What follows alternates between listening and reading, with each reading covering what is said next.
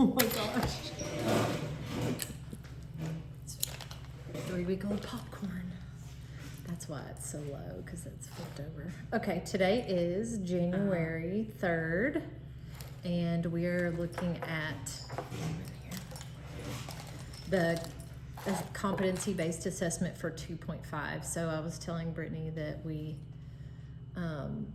this module is about classroom management styles. And so this assignment is where I'm looking at what kind of classroom management style I'm going to use, and what I would like to be like whenever I do have my own room and my own students. So obviously there's 4 types, and there's really only one that's really the right one, the authoritative. So that's like you have control over the classroom, you are the manager, and but yet you still have, the students still you have a good relationship. Yeah, you've built enough rapport with Yes. each student that they're still like trusting you and like wanting to like be around you, but you still have that authoritative. Yeah, you mindset. still you're in charge, and Yeah, they know and they it. know that. Yeah. But it's not like a fearful kind of in charge Uh-huh. necessarily. It's like it's a mutual respect. Yeah. And so the warm demander there was a lot of articles that were in the module about that. So it's a specific type of the authoritative. So it's the same thing. Okay. And I would say you are definitely like that, because you have very strong relationships with all of our kids, but yet when it comes down to like we need them to listen and they're not listening to anyone else, they're going to listen to you. You're going to call them back to the task or whatever. And that's something I would like to be able to do. Yeah. At this point, I don't really have that much control, but we talked about our class is 100% sped kids that are not in a gen ed room for most of their day. Yeah. Correct? Yeah. Like they're mostly in our room. Yeah. Whatever you want to call that room. Yes. So, what do we want to say about that? Like ways to get there. These are the things like I've read, but I don't. I think to get to like an authoritative like place, it takes a lot of time. I mean, I've been doing this for so long. Like I was a TA for 6 years, and then I've been teaching for 5. So it took a long time, but then also just having strong examples, I think helped me get to that, because I had a couple of like mentor teachers that I would look towards, and I was 3 different teachers, but in different settings too. So I had the kids that were in the most restrictive, and then I had kids that were in like the gen ed classroom, and I could see like the difference, but all 3 of those teachers still had like that authoritative figure, but they were also very loving and like like friendly with their students, to where like, yeah, you want to read this book, let's go read this book together, but then also when it's time to get up, you need to get up and stuff like that. So I feel like just over time you kind of just learn when it's time to play versus when it's time to work. Yeah. I know that one thing that I feel like will be important down the road is when you first meet a group of kids, I need to set the expectation and stick to it and not let things go. And that's one thing I feel like at the beginning when I started was sometimes I would just let things go. Like I may put a demand on a kid and I might give up on it because I didn't realize how important it was to see it through. And then I become someone that is not in charge and not to be respected because I don't do what I say I'm going to do. They know what they can get away with. And that's the biggest thing, is like you have to follow through with whatever demand it might be. It might take a while. Yeah. You might change it just a tad bit, but like they're still going to end up doing it. And I think over time, like they'll realize and even with the kids that we have now, they know who they can get away with things versus like, oh, Miss King's in the classroom, I better get my crap together. Do you think that they think they can get away with stuff with me? No, I don't think so. I think Maybe they're sometimes. testing. Yeah. Which they do regardless. Like they're going to all test us on Monday.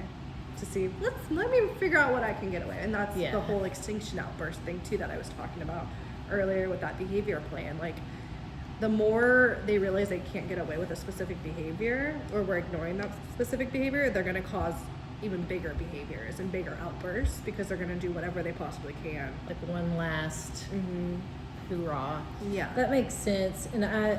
But I do feel like I've been trying to, since I realized that, I've been trying to build that back up. Yeah. Because I do want to have that warm demander. I think you've been doing pretty good with it. Because I do feel very tenderly towards them all. To the point where sometimes it is hard for me to put demands on them and really stick to it.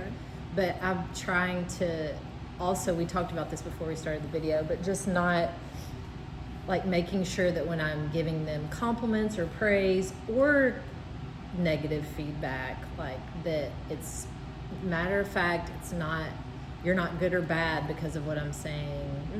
I'm just saying, yes, you're on the right track, we're doing the right thing, or no, we're not doing the right thing, and then it doesn't become this emotional thing or something that it makes them feel shamed or sad if they feel that you're disappointed. So I'm gonna that's one thing I'm gonna try to work on that I read about.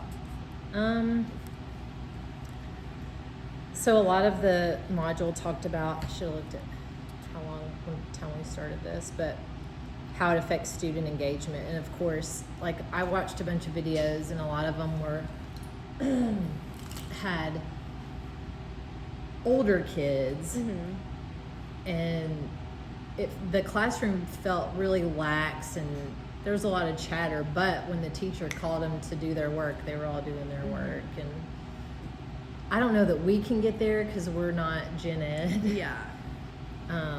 So applying this to our classroom is gonna look different. I think it's a little bit more difficult for us because especially the week before break, I even said like if you give them an inch, they're gonna take a mile. Like, okay, we're more relaxed this week, and there's a lot less of the routines happening because there's parties everywhere and all that stuff. And like we saw those like 3 days where it was like, okay, we need to do something because they are losing their mind. It's like we need to still show we care about structure. You, but we are still in charge. And the goal here is for you to grow as a student. And that number 5, talking about the balance between the control and making sure that everyone feels safe and comfortable participating. I feel like we do have that in our class. I think so too. As I move on, I don't know. I feel like it'll be different when when I have new kids in my own caseload eventually. I'll be starting over, I guess. The biggest thing is to just build rapport in the beginning of the school year. But then put in the time, even don't jump into work, like spend some time establishing. Like with the kids that we have now, when I started with them in the very beginning, like I don't think I placed like true actual work on them for a couple of weeks because at that point I wanted to like learn their learning styles and like wanted them to know that they could trust me and like I am going to be in charge, but like thank you for hanging out with me type thing, you know? So that's the biggest thing. Like still do like easier stuff that you know that they can do. Because you don't want to set them up for failure right away or like have them think of you as a negative person who's going to place all these hard demands. We'll look at the last question, which was to identify areas for further development. And I do, and we talked about this too. So things that I want to do is I want to work on not talking as much. Less words is more. Less words, and just being more direct with what I want to say. And giving more, this isn't in this really, but giving more opportunities for them to respond and not, because a lot of times it just takes them longer. You need to wait time. Or I need to let them have a chance. Maybe they are thinking, I might knock this chair over, I might not knock this chair over. I'm thinking about it. And I need to give them the chance to go through that struggle that maybe I can't see. Because a lot of times that's my instinct is to rush in and fix it. before anything goes wrong. And I do that at home. And so I'm just going to that's one thing I'm going to practice doing, is letting them have a little bit more, and maybe that'll probably build our relationship too, because then they know that I'm going to let them be themselves. Yeah, you're giving them opportunity to think for themselves and like choose things. I mean, obviously, if they're throwing a chair, you're gonna grab that chair. I mean, I'm not gonna let anybody hit anybody, but like if they're getting ready to like rip a piece of paper, and I can see that they're contemplating it, I may just let them. If it's, as long as no one else is in danger. Is that something that I do that? I mean, you've seen the classroom. That's something that I think will be hard for me. So maybe you can watch. And then I always look to mentors for, and that's why we were just talking about who I would like to observe in the next couple of months, because I'm going to start doing observations. And I'm specifically thinking of teachers who have this good teaching style, like Blocker. Yeah. Like, I want to see them and how they run their classroom. If you can think of any others that you're like, you really need to go see them, that's I think different grade levels will be helpful too. Yeah. Like, I think like primary, you should do like a couple primary and like one of the intermediate. Like fifth, fourth or fifth grade. So, okay, I feel like that's good. Okay. The end. Like and subscribe to our channel.